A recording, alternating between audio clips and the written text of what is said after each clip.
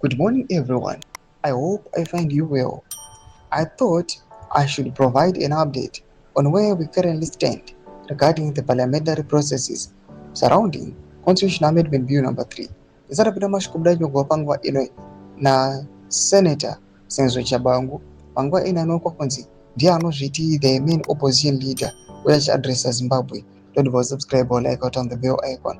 Timidapenda yakamudanyira chiti.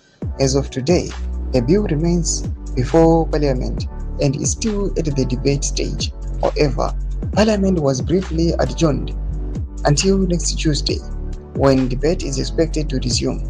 Only a small number of members of Parliament are still to present their contributions, as the debaters are contributed in batches.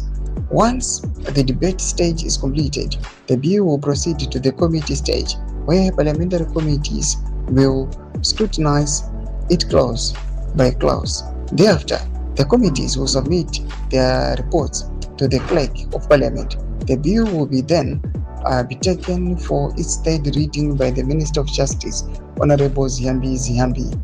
Following the third reading, the National Assembly will proceed to the voting stage. If the bill secures the required two-thirds majority, it will then proceed to the Senate, where it will undergo a similar process.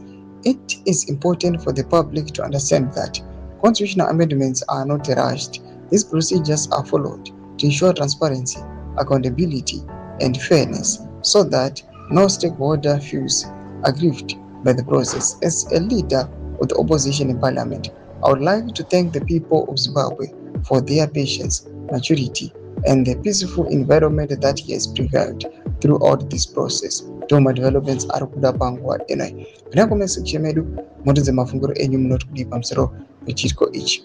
Subscribe or like, watch it on the bell icon.